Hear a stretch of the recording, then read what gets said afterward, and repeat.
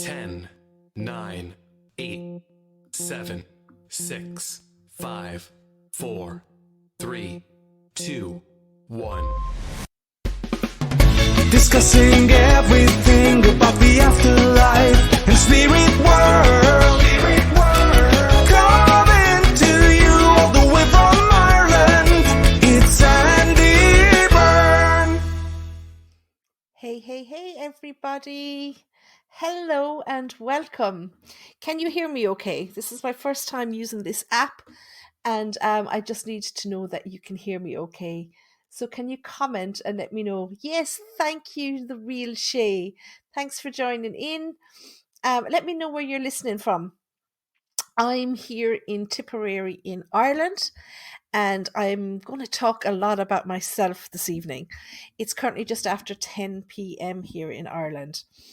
You're in Michigan in the USA. Well, thank you so much for joining in, and let me know if I'm talking too fast, because us Irish are extremely well known for talking really, really fast. Hello, PBG. I'm not going to go through all the numbers, but you're more than welcome, guys. You're in the Isle of Man, not too far away from me. I'm really disoriented here tonight because I've actually got an ear infection. So I can only hear in one ear at the moment. And I have a headset in that ear so I can hear myself talking in my head, and I can hear myself talking outside as well. So I'm a bit all over the place tonight. So bear with me. And oh, thank you, Shay. I have to get used to talking like this. And it's going to take me a little while to get used to talking on the podcast, because up to now I've done all of my lives and my talking and my sessions on Facebook Live. But I understand that not everybody is on Facebook. Okay, so I've probably cut a lot of people out. So I've decided to take it onto podcast, which is great because I don't have to worry about hair and makeup and stuff like that, which is great for me. And I guess that the content will be there for people to listen back to. So I wanted to start tonight because it is my first time doing a podcast, and I'm well aware that a lot of you won't know me or know anything about me or what's been going on for me. So obviously my name is Sandie. I live in Tipperary in Ireland, and I was born in the town where I still live. It's called Thurles in Tipperary. I have lived abroad. I've lived in Germany and I've lived in London, and I've travelled quite a bit. So I have been off the island, but I came back here to start my family. So this is where I work from. And I wanted to talk a little bit about how I got into mediumship, because it's a question that's often asked, because, a lot of people have the same ability as I have.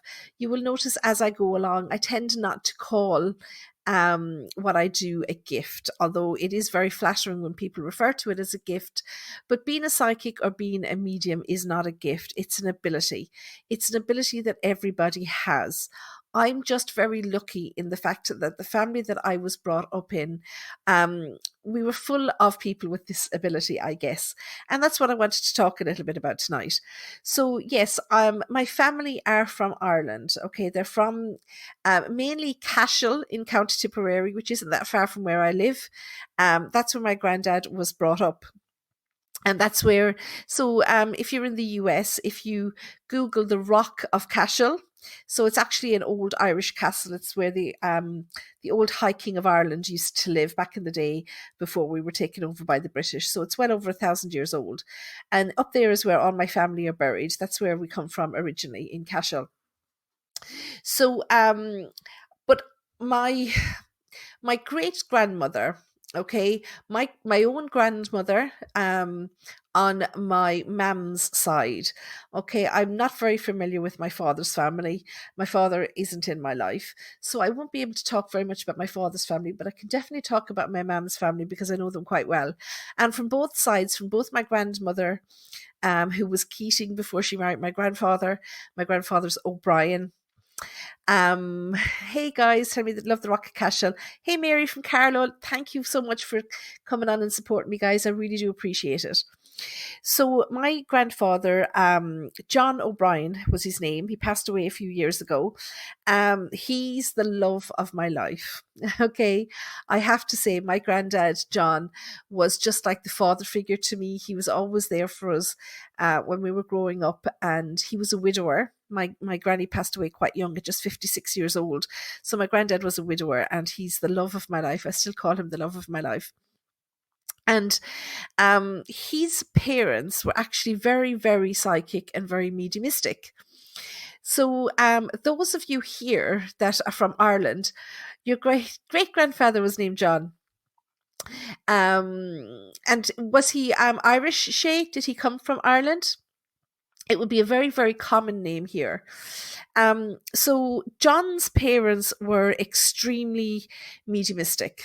Okay, his grandmother was, I beg your pardon, his mother, which would be my great grandmother, she was very connected with the fairies. And she had a lot of experiences, which I've started to write about in the book that I've been talking about forever, but I work away on it behind the scenes. And I've talked a little bit about her experiences with fairies. And when we write fairies in Ireland, we write it a little bit differently. Fairies. I'm just putting it in the chat there so people can see it. So we talk about fairies and fairy forts. I actually happen to have a fairy fort behind my house. So I must actually take some video and put it up on my YouTube channel so people can see what I'm talking about. But my grandmother, when she married my granddad, my great grandmother, and when she married my great granddad, and she moved over to, say, where he was from originally, she went out. They were from farming backgrounds, and she was out helping them, bringing in hay. And her job was to go around the edge of the field and pick up the small little bits that were left over. And of course, she was out there doing it till late. She was being very meticulous about her work, being newly married and wanting to make an impression on her new husband's family. So she stayed out quite late, working away, and darkness fell. And what she didn't realize was the field where she was working was actually a fairy fort. Okay, and if you're in a fairy fort after dark, you can't get out. Okay, that's what happens. You get trapped in there. So anybody here that's from Ireland will have heard this before, I'm sure. So my poor old great-grandmother had to sleep in the cart overnight until the sun came up the following morning, and she was able to find the gate and let herself out of the field. So she had many experiences like that during her life. And her husband, great-granddad O'Brien, he was someone who saw the banshee a lot. So if you're not in Ireland, you may not have heard of the banshee. So the banshee is a spirit that is, the legend is that the spirit follows anybody with O or Mac in their name. Okay, so back in the day here in Ireland, everybody would have had O in their name somehow, because O means son of. Okay, so everybody was O something. But obviously we weren't allowed to use the Irish versions of our names when we were under British rule. But everybody would have been O or Ni, which would have been daughter of. So the banshee is rumoured to follow people with O or Mac in their name. So obviously, my granddad's family, being O'Briens, would have had a lot of experience with the banshee through the years. And my granddad was the one in the village where they lived. We didn't have undertakers in every village. There was always somebody in the village that would lay out the bodies in preparation for burial. And that's what my granddad used to do. So there was a story that one night where they lived, there was like a couple of fields between them and the next neighbour. There was nobody right beside them. And my granddad wasn't able to sleep. My great-granddad, I should say, he wasn't able to sleep. And so he was pacing the floor, having a cup of tea, all the rest of it. And he happened to look out the window. He heard a noise outside and looked out the window. And he saw the banshee leave the neighbour's house across the field. So he got himself ready. He put his bag of bits and pieces on the back of his bicycle. They didn't have cars. And he set out for the neighbour's house. And just as he arrived, he met the priest who was leaving the house after anointing the poor neighbour who passed away, unexpectedly, I might add. and he was heading up to my great-grandfather's house to ask him would he come down and lay out the body. But obviously my great-grandfather arrived before he was called for. When the priest asked him how he knew this had happened, he told the priest that he'd seen the banshee. I think the priest nearly fainted, because it's not necessarily something that you would talk about with the Catholic priests. And the town that I'm in, here in Thurles, when I was growing up, I went to a convent school, and to get to the convent school, we had to walk past the cathedral, and right across the road from the cathedral is St. Patrick's College, where all the Catholic priests used to be trained. So every morning you would see a procession of hundreds and hundreds and hundreds of Catholic priests across the road from the college to the cathedral for morning mass. So it wasn't necessarily the place where you would talk about seeing dead people and spirits. So it was kind of kept on the QT, as they say, as I was growing up. But the main ability that I have would be the mediumship. I am a psychic medium. I do psychic readings. So the difference between the two, people might not all get this, but the difference between the two is this. So a psychic reads the energy of the living, and a medium reads the energy of the dead. Okay, so a psychic is someone who would read you, what's going on in your life, what's coming up in the future. So it's what would have been called in the past fortune telling. Okay, and so the mediumship then is, I say just talking to the dead, like it's just anything. But I do say, so the mediumship is just talking to the dead. There's nothing fancy about it. It's the psychic one that I find the most taxing, I suppose, on my energy. So the mediumship came from my grandmother's family. My grandmother is Keating, from a village in Dundrum in County Tipperary, not that far from Cashel. My granddad was at home on leave. He was in the we call it the Irish Army, but it's actually the Defence Forces. We don't have an actual army in Ireland. We have a Defence Force. And my granddad was in the Defence Force, and he was based down on Spike Island in Cork at the time. And he came home one weekend for a dance and met my grandmother. And that's where their story started. But my grandmother, Mary Keating, she was from this village in Dundrum, and her mother, Ellen Keating, was actually a very well-known psychic medium. Okay, now we had no internet in those days, so she didn't have a Facebook page or anything like that. But say from about, this time last century up until the 1970s, she passed away in the 1970s, and she did readings for all those years. They didn't have a telephone at their house. People used to show up at her house from 6 o'clock in the morning and queue up outside her house to get a reading with her. Okay, and that's the way she did it. So everybody knew where she lived, and if anybody came to the village and asked where's the psychic, they'd all be pointed to my great-grandmother's house. So she was quite well known, and even my mother even says that when she was a little girl and used to go out shopping with her grandmother, that people would always put their palms out. So my great-grandmother used to read palms. Okay, that was how she did her psychic readings. But she also used to see spirit. And I'm going to share a lovely little story, because this story just always makes me feel warm inside. So Dundrum is a village, I'm trying to think about how many kilometres. It must be 20 kilometres, I guess, from Clonmel. And my grandmother walked into Clonmel. They didn't have cars. They used to walk everywhere. So she walked into Clonmel to visit her best friend, who was in hospital at the time. And she spent about an hour or so with her friends, chatting away, shooting the breeze, as they say. And then she said that she had to leave to come home. So she set off on her walk home. And just as she was coming in to the village where she was living at the time, she met her friend again on the road. So as she was walking along the road, there was a small ditch beside her, like a hedgerow. And inside the ditch was a field, and her friend was walking in the field, and she was coming in the opposite direction. So my grandmother stopped and said, "What are you doing here?" And the woman said, "Ellen," she said, "I just had to come and say goodbye to you." She said, "You've been the best friend that I've ever had in all my life," she said, "and we've been through a lot together, and I wanted you to know that I appreciated our friendship." So they chatted for a little while, and then she the friend said to her that she had to leave now, and she blew her a kiss. So my great grandmother walked on into the village, and she she didn't go straight to her own house. She went to her friend's house. And when she got there, she arrived just before the priest.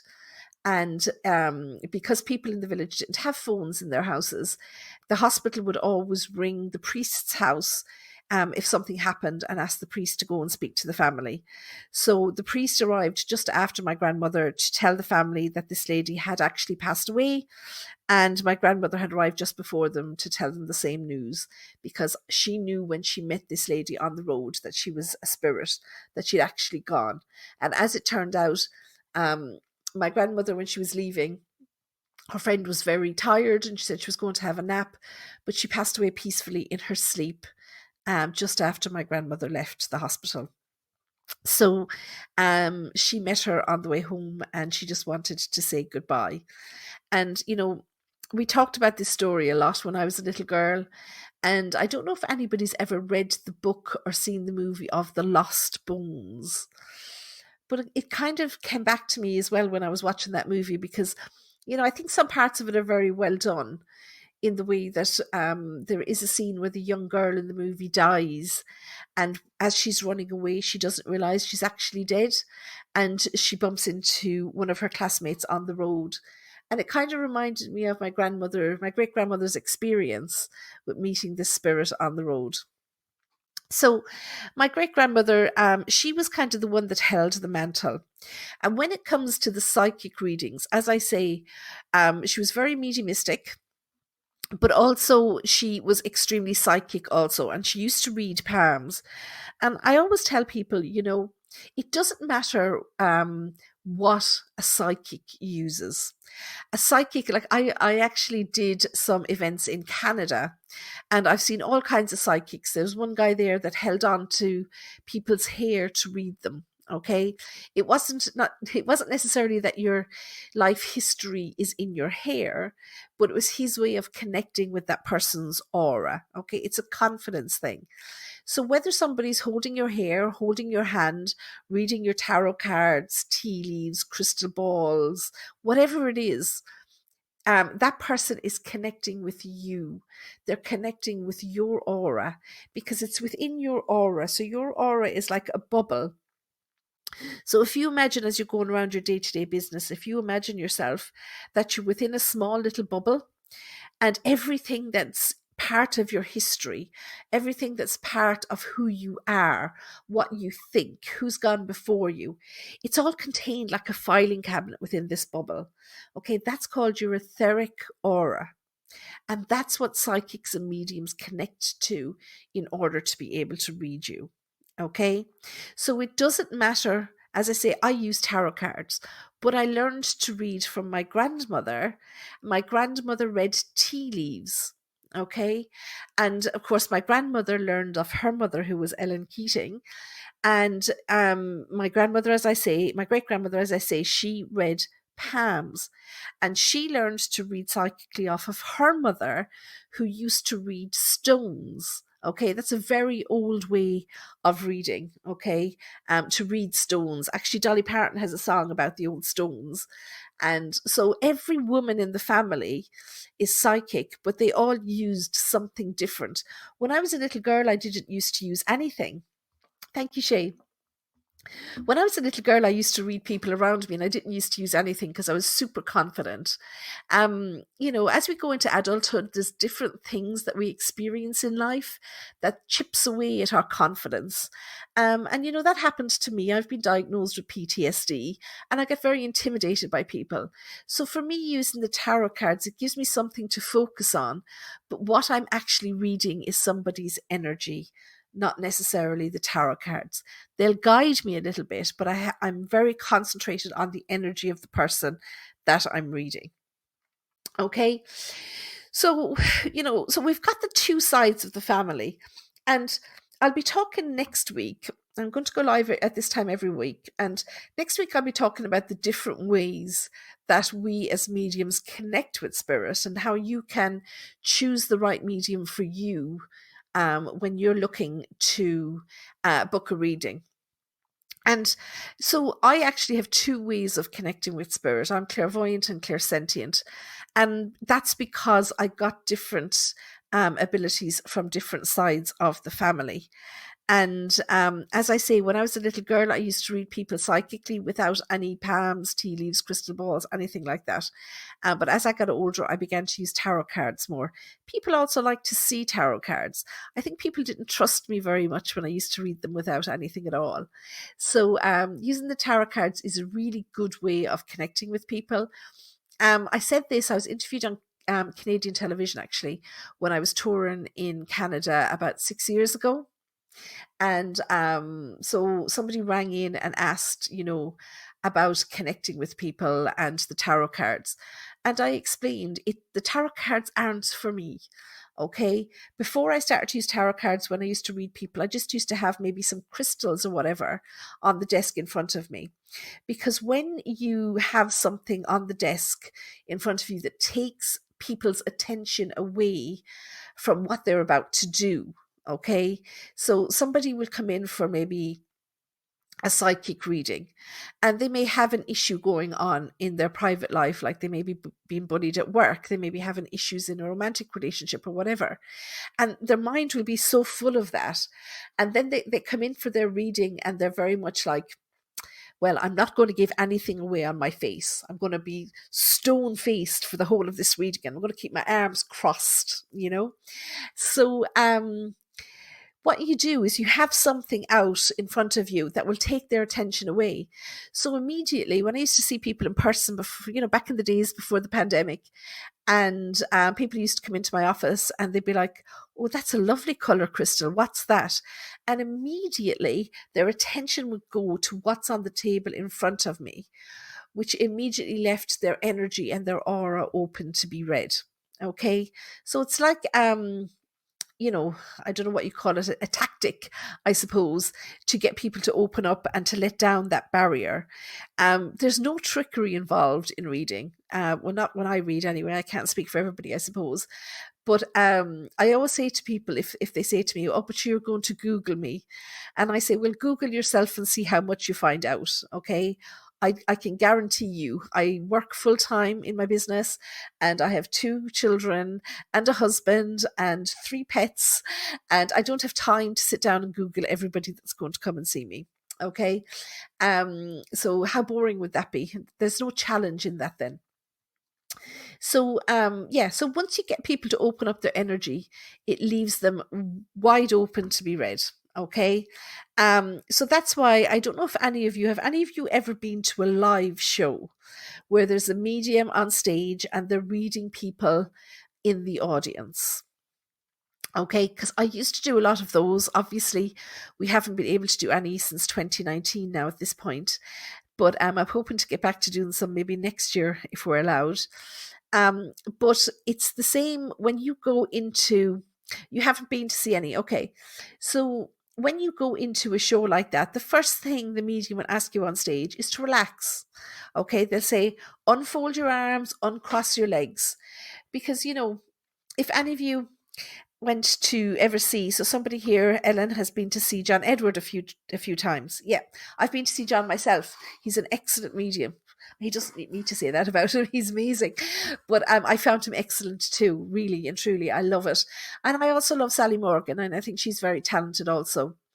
But the first thing they'll tell you, okay, is to uncross your arms, uncross your legs, because that is a subconscious way of closing down. And if any of you have ever watched any videos or studied body language in any way, you'll see people when they're hiding something, they cross their arms. Okay. So this is a way. My mum kept the audience well entertained, Ellen says. So this is a way that people use to defend themselves. They cross their arms, they're blocking off their energy, they're closing down their aura, and they're not letting anything to be read. But yet we're all in the audience waiting for a message. So why close down Why close down your energy when you want a message? So you'll see the medium whenever, invariably, when you go into a medium show like that, you will see or notice that they have music playing, high energy music. There's nothing slow or sad about the music that's playing. It will always be high energy music to keep your energy open. And then the medium will come out on stage, they'll be full of energy because they'll have been building up their energy backstage. And they'll say, come on, everybody now, get moving, get clicking your fingers, get clapping your hands, uncross those arms, uncross those legs. We're looking for a spirit connection here tonight. And they're getting everybody to open up, to relax that little bit, to leave their aura open to be read, okay? Because it's within that bubble of your aura. That's where your spirit people live. They don't know me. They don't know John Edwards. They don't know Psychic Sally Morgan or Long Island Medium Teresa Caputo. They don't know those people. They're strangers to your people in spirit, okay? It's you that they're connecting with. It's your aura that they connect to. So it's like telephone. It's like a telephone exchange. They don't ring my mobile. They're going to ring your mobile, okay? So your energy has to be open. You have to trust. And I say to people all the time when they ring up inquiring about readings, I say, look around. I've no problem with people looking at other mediums. I might not be the right one for you. You have to feel drawn to a medium, okay? You have to feel like there is a connection. Because if you met a medium or saw a medium for the first time, okay, on the day that they were reading for you, what if you didn't like them? Okay, and some of us can be bitches. Okay, we can. I'm not going to lie. And we're not going to connect with everybody. I'm an adult. I know that there's people that I meet that I just don't like. And you can't put your finger on it. You just don't connect with somebody. What if that happened when you had an appointment made with a medium? What if you didn't like them? Well, if you didn't, you would sit down. I'll bring you on in a minute, Dave. If you didn't like the person, you would sit back in your chair, you would cross your arms, and you'd say to yourself, oh, here we go with all this BS that this person is going to tell me. So you're closing off your energy, you're not going to engage. So when somebody meets me, when, I'm starting the reading, generally talk about the weather, maybe what time it is where they're living, or, have they had a busy day? Nothing specific about their life or who might be in spirit or what's going on. Just a little chitter chatter to get people relaxed. And then their energy opens. The minute they relax, their energy open. Oh, thank you. Somebody said that they can't wait till the book of reading. Well, I'm not going anywhere. I'm going to be here for the foreseeable, unless I happen to win the lottery tonight, in which case I will be on a nice warm island somewhere. So, and yes, I'll talk about the lottery numbers in a minute. So, look, it's all about energy, okay? It's about you feeling comfortable. It's about you feeling engaged in the process. Now, when I say engaged in the process, it's not necessarily about telling people anything about yourself. You're not to sit there and, tell the medium everything that they need to know. And even when I'm having a call with somebody rings up to inquire about booking a reading or everything, I'm saying, now don't tell me who's in spirit, okay? I don't want to know. I actually prefer not to know, because if I don't know who's in spirit, then sometimes we get surprises, okay? We get different people through that you weren't expecting, okay? So I feel like I could talk and talk and talk, and I know that people don't necessarily want to hear me just droning on. I know, Dave, you were looking to ring in there. Do you want to ring in, or can I invite you to call in? Okay, I can invite you in, Dave. And you can give us your comment about what you wanted to say. And I'm an open book, guys. If you want to ask any question, you can either type it in the comments or you can come in. Okay, so Dave, I've invited him to join, but he doesn't want to come in. I see there's a Michael O'Brien here as well. Another O'Brien. I actually saw the name, and it kind of made me jump, Michael, because, or is it Michelle? M-I-C-H? Oh, it's Michelle. I beg your pardon. I read that wrong. I have my office packed up, so you can't see me at the moment, but I'm in a temporary room in my house because we're decorating my office. And I packed up everything in the office to clear it out to be painted. And I packed away my glasses and I can't find them now. So I'm without my glasses for a couple of weeks. But maybe I was meant to see you as Michael, because my cousin actually passed away. He was 27 years old. He passed away at the end of February. God bless him. He was in London, and he went out for a walk while they were locked down, and he was mugged and he was thrown off a bridge.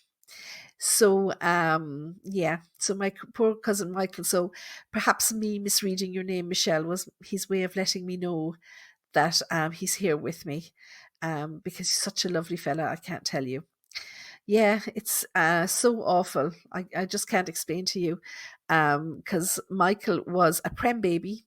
He was born at 21 and a half weeks and spent the first 4 or 5 months of his life in, I think they call it NICU. I don't have any medical knowledge, but it was, a place where premature babies um, are kept until he was well enough to go home.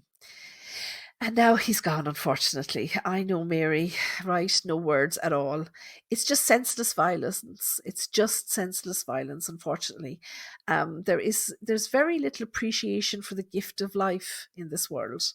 And I just can't understand it myself, and I talk to so many people, even little babies that have died of illness, little babies that were miscarried. I've spoken to them all, and I just see how precious life is. And it's always people, people on the other side, and they always talk to us about how, they tell us about how lucky we are to be here, and to live every day to the fullest, and to to keep them in our minds when we're living our life. So it's so hard to see somebody's life taken away at such a short at such a young life. Mandy's telling me she lost a baby. I'm so sorry to hear that, Mandy. And as I say, I'm an open book. Please ask me anything, because I lost 6 babies, Mandy, and as well as that, I worked in third level education, and we lost some students to suicide.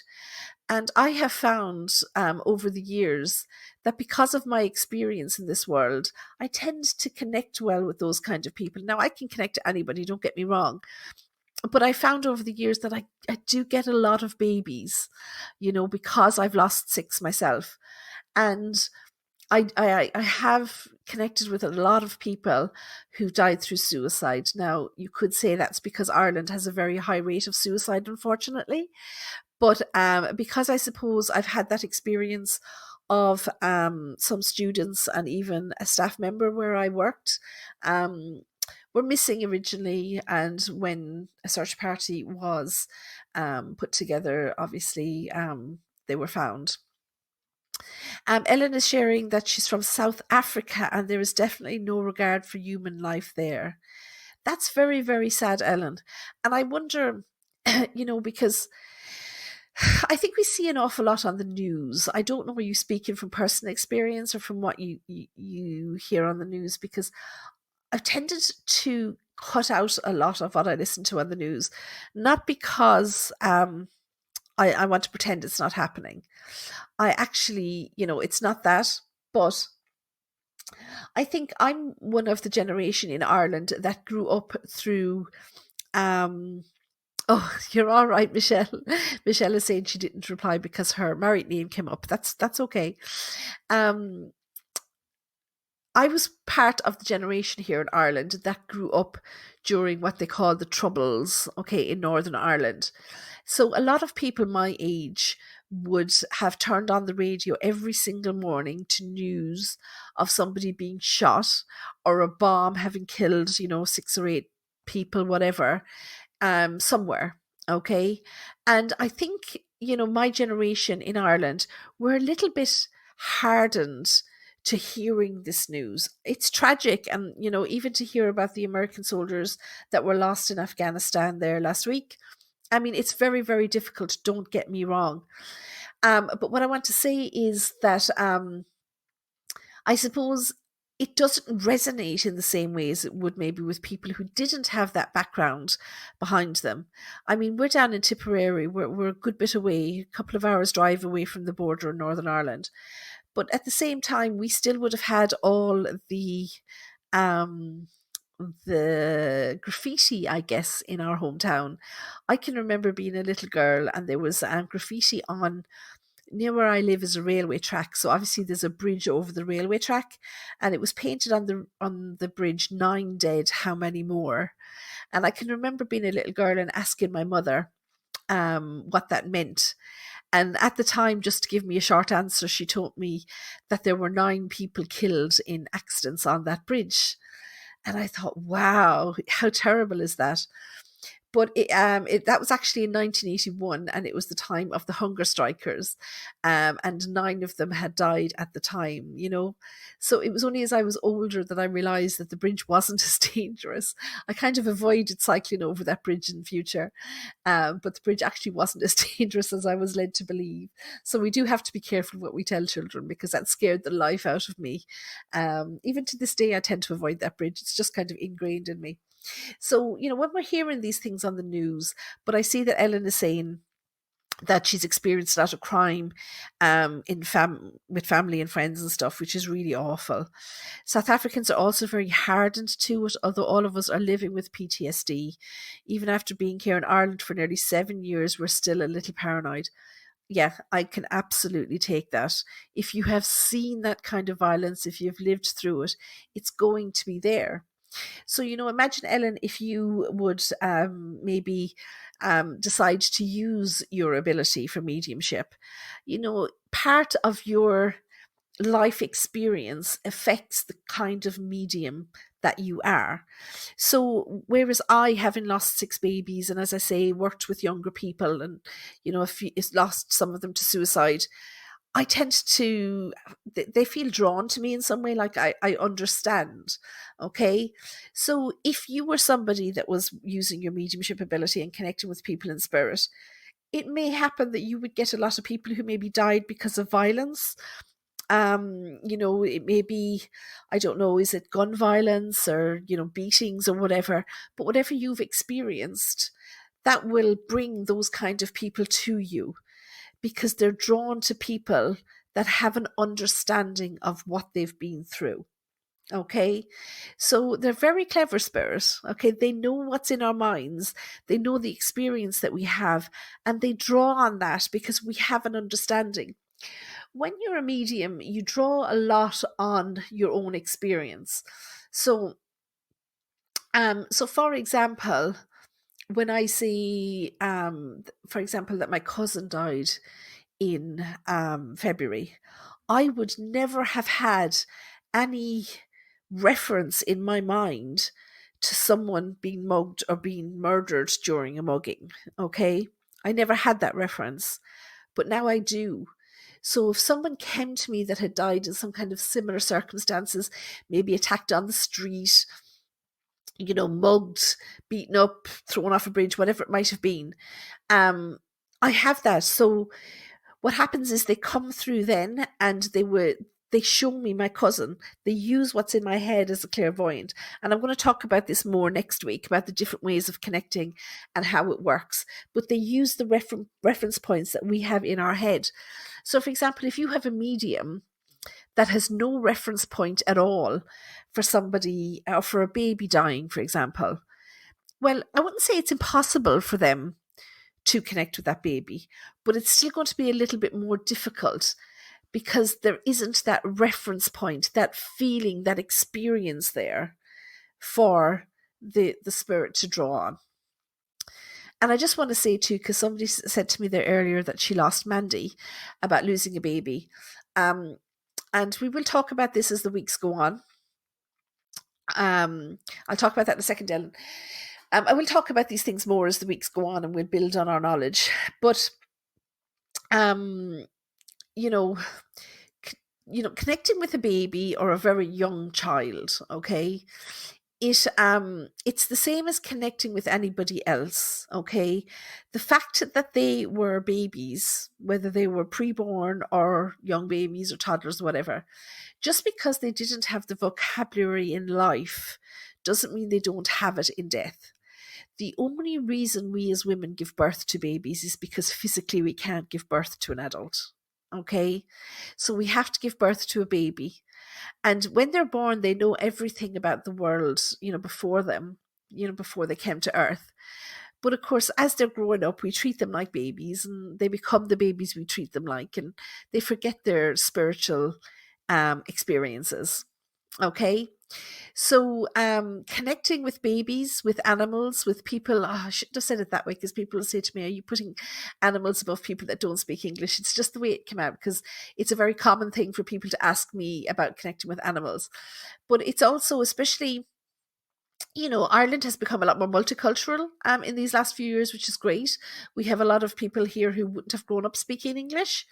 And, even when I travel to the States and Canada, and I've worked in Denmark also, so you have a lot of people that don't have English as their first language. And even some people would be looking to connect to family that maybe, we're in the Philippines or South America somewhere, and I don't speak Spanish or Portuguese. So it's not necessarily about the language, it's about the feeling, it's about what they show you. Okay, so it's not about language. And I do recall speaking to a mother who lost a baby. Now, I can't remember exactly. I think the baby was only about maybe 3 or 4 months when it passed away. And still, this baby was able to tell me the name badge that was on the nurse's uniform and described the colours in the nurse's uniform. So this baby had been for several months in intensive care, obviously after he was born. And we all know that the nurses in intensive care for babies, that they wear colourful uniforms. So the baby was actually able to tell me the colours in this uniform. And the nurse that was looking after him, he had read her name on the badge that she was wearing, and he told me her name. And he told me about her hair, how she'd had her hair cut. And she actually had long hair, which she'd cut up during the time that she was minding him. So he gave me all this information, and it was amazing. And on the same scale, I connected with a dog. And I laugh at that, but I lost one of my own dogs last November, and I'm hoping that I can connect with him fairly soon. Still grieving very hard for him. But a lady did come to me to speak to her dog, and the information that this dog had given me about where his bed was, and about her finding his little toys around the house, and about the fact that they had taken away his play area and they now had built decking over where his bed and his play area used to be outside, and all of this information. So, you can connect with animals in the same way as you can connect with someone who didn't speak English, who was a baby and didn't have the vocabulary. So it all comes through. Okay. Oh, by the way, my name is Ellen. What you see there is my nickname from my siblings who couldn't pronounce my name, and it's stuck. That happens a lot. We actually have a lot of Ellens in our family. As I said, my great-grandmother was Ellen Keating, but none of them were christened Ellen. It's a very Irish thing. So I know you say that you've only been in Ireland for 7 years, but it's a very Irish thing for people not to be called the name that's actually on their birth cert. My son is actually called Donica. So when my little fellow was born, he couldn't pronounce, obviously, the name Donica for a few years, so he just used to call him brother. So whatever works until you get there. And actually, so the house that I'm living in now is the house we built together, my husband and I, and our eldest son was 3 years old when we moved in here. And so when we were living here about 5 years, we had our second son, Charlie, who's now 13. So Charlie obviously had never lived in any other house, and Donica didn't even remember living in another house because he actually had his third birthday party here in this house. But when we were building the house, so beside this room that I'm in now, there's a conservatory. And we came out here one evening to see the progress on the house, and the blocks were done on the conservatory. And when Donica looked in, because the wall is quite low, and he looked in and his dummy dropped out of his mouth. And we all, my husband and I, we laughed and we said, well, there's no point in fishing out there because it's going to be filthy dirty. And we just said to him, leave it there. There'll always be a part of you here in this house. And we immediately forgot about it, you know. So we were here 5 years, and then my youngest son was born.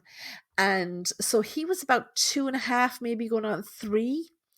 And I was here in the house with him one day, just me and him. My eldest boy was at school and my husband was at work. And he came running in from the conservatory and he jumped up on top of me and he gave me a big hug and a big kiss.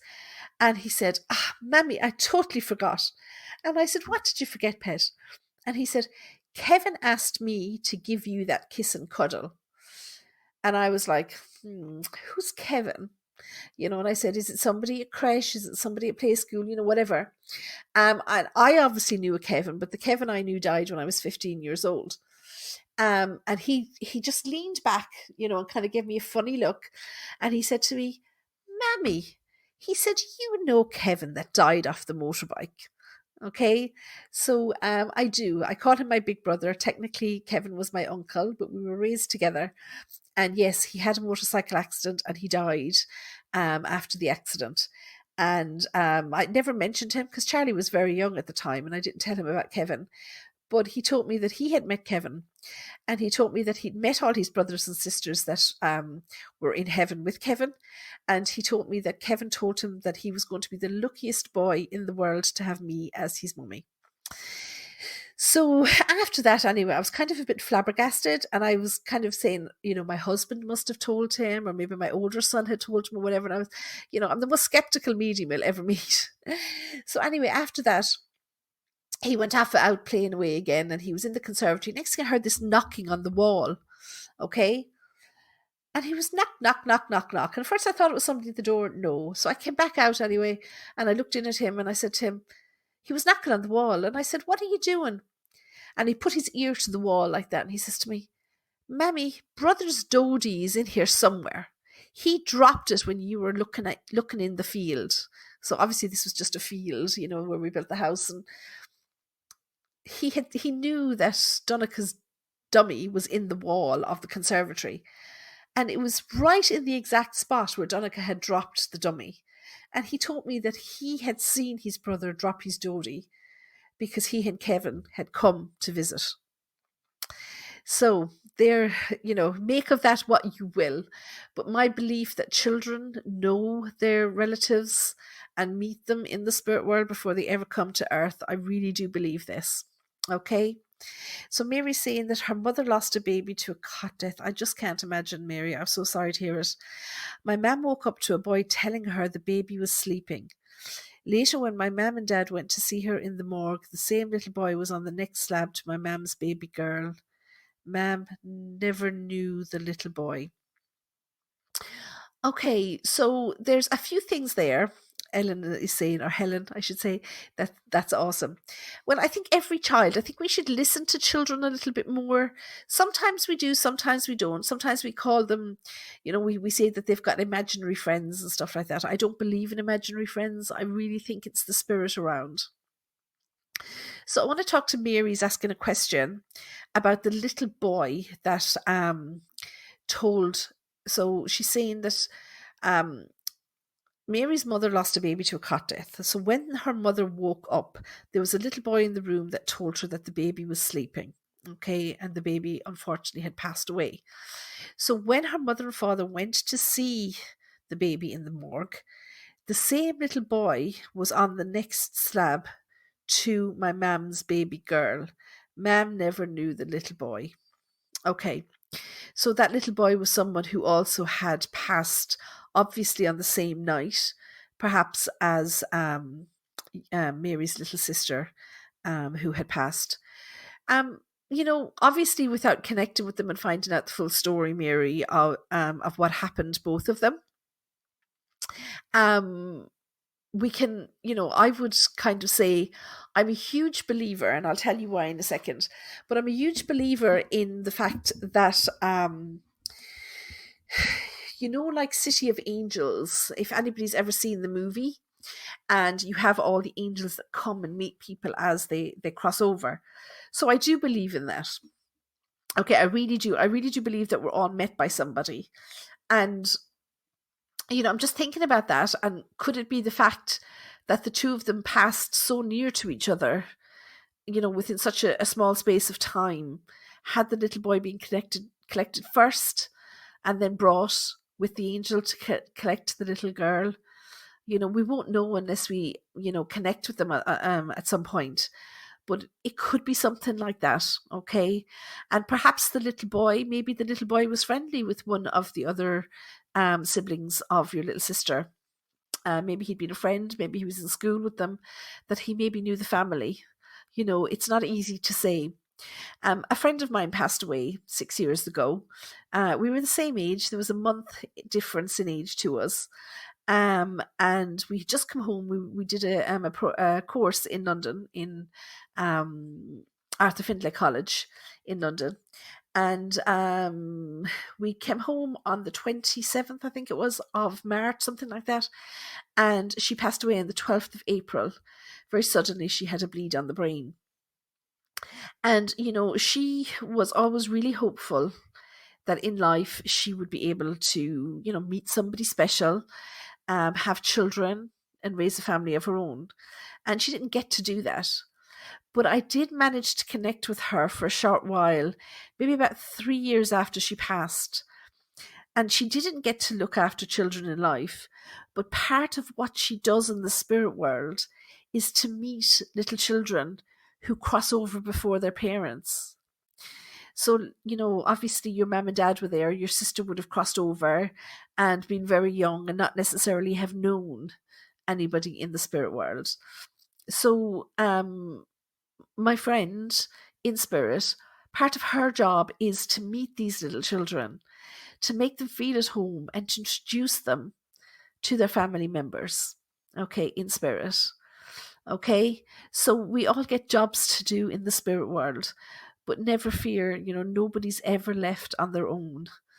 So we all come together in the spirit world in a way that we rarely do in life. So that's something to look forward to, I hope. Thank you, Jacinta. I'm feeling a tiny bit better at the moment because I'm high on painkillers. But I'll be going to bed shortly and hopefully sleep it off a little bit. I have 24 hours of antibiotics into me now, so I'm getting there. Does anybody have any other questions before we finish up for the evening? Because I don't want to drone on too long. But it's so lovely to have you all here, and I really appreciate you joining in. And I'm totally open to suggestions for topics.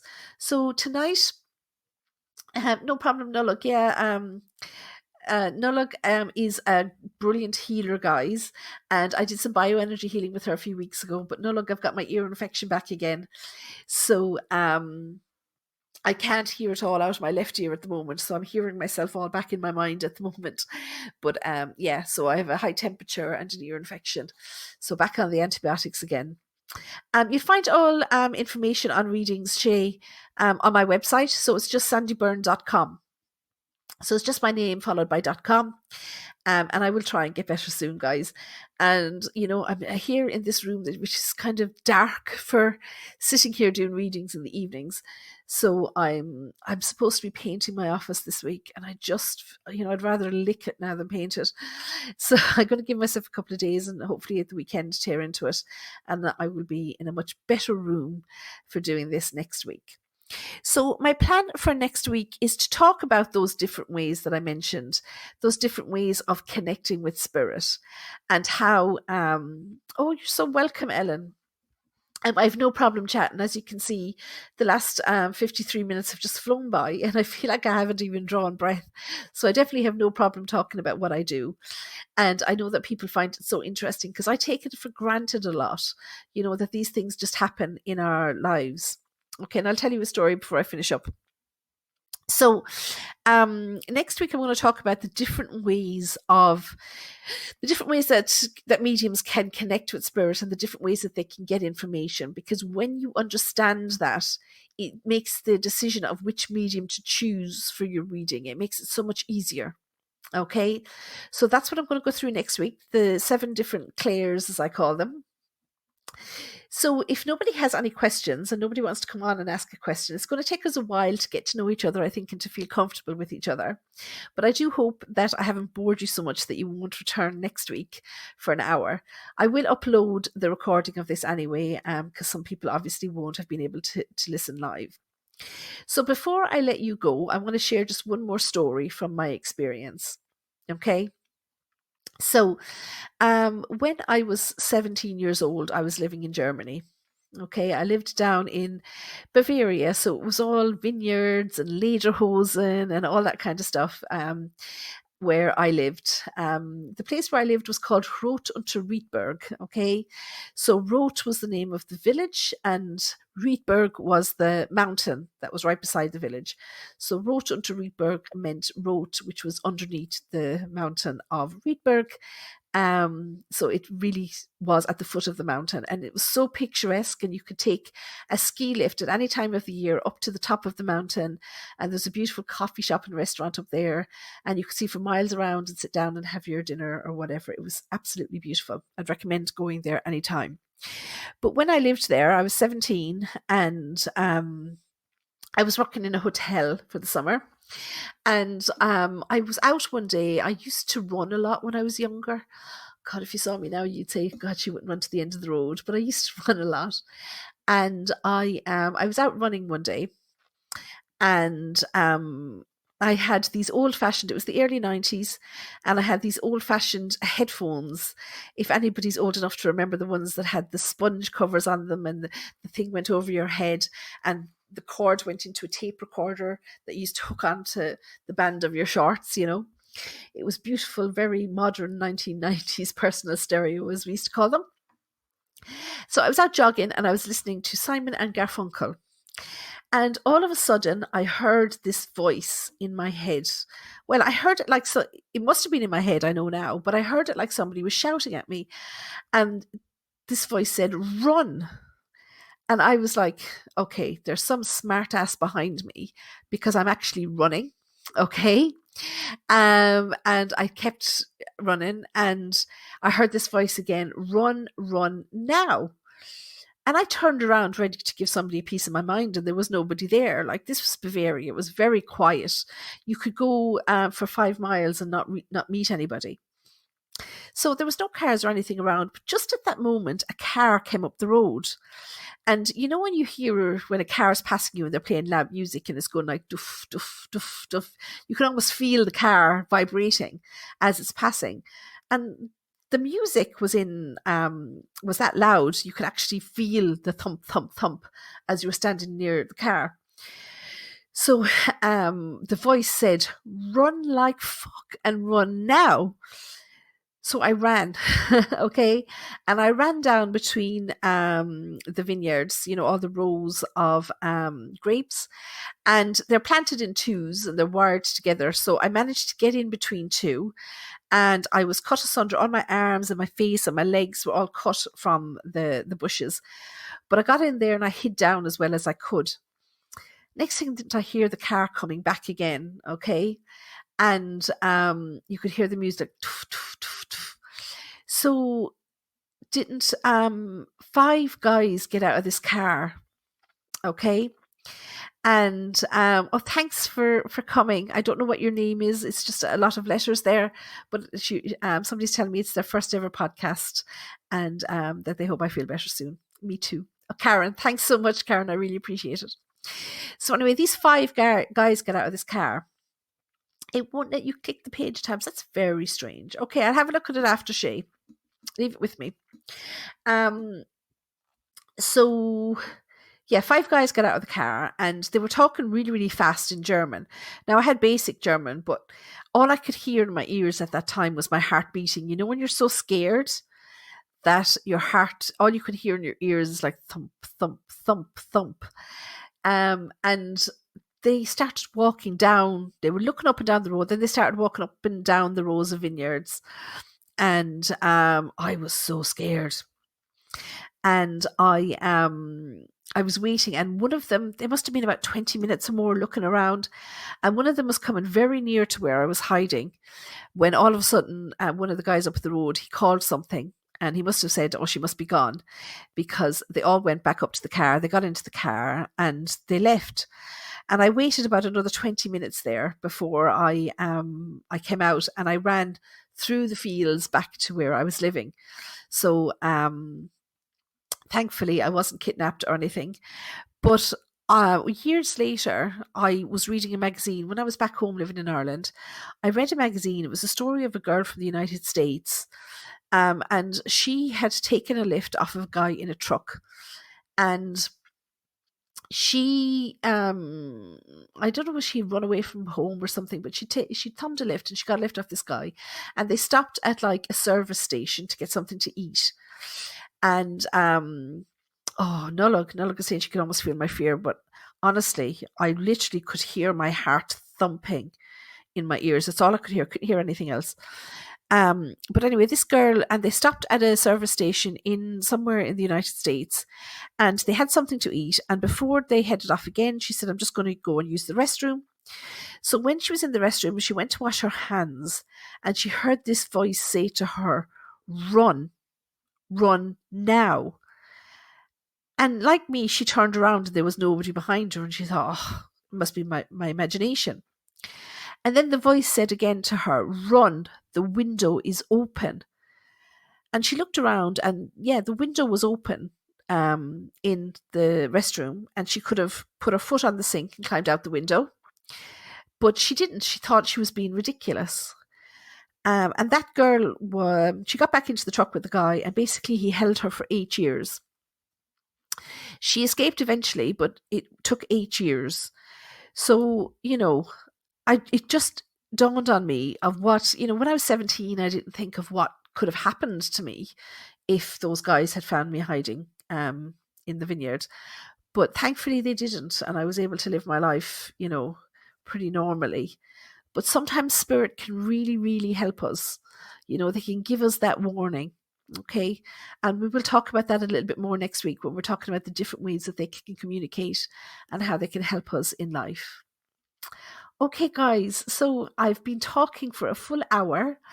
So I want you to bring all your questions with you next week if you can join me live. I'm an open book. Okay, there's nothing that I'm going to say mind your business to. If you want to ask me anything, please feel free.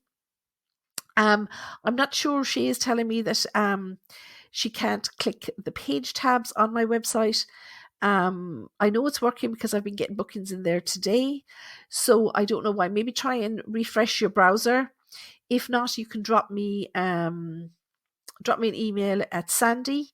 So it's just Sandie, as in my name, Sandie, at SBM. So S for Sandie, B for Byrne, M for Medium. So sbm.ie. If you drop me an email if you're still having trouble, and I can send you the direct link. Folks, you know what? This hasn't been so bad for my very first podcast. I hope that I didn't rabbit on too long. And if there's any topics that, Sandie at sbm.ie, Shay. So that's my email address if you're having problems with the site. So Sandie and then the little at symbol at sbm.ie. That's my email address. Okay. Thanks, Michelle. I'm glad you enjoyed it. I'm well used to talking. Thank you so much, Jacinta. And I should have this up. That would have been a great idea, Karen. Is that Karen that just typed my email address? I didn't type it. So let me actually just type the HTTPS sandieburn.com. That's the website. And then the email is sandie at sbm.ie. .ie, not comma IE, is my email address. So thanks so much, everybody, for the support. I really do appreciate it. And I will see you back here. Well, you'll hear me back here again the same time next week. And for those of you that are on the app or online, for those of you that have signed in, you'll see that you have the ability to dial in to join me and talk to me and ask me your questions live as well. So you're more than welcome to do that. That's why I chose this particular app, because it would be very easy for people to join me on here to ask questions or to talk about different topics. Guys, good night to everybody, and we will talk to you next Wednesday at the same time. Take care, everybody. I'll play my little jingle too, because somebody wrote it for me, and I really like it. So bye, everybody. discussing everything about the afterlife and spirit world.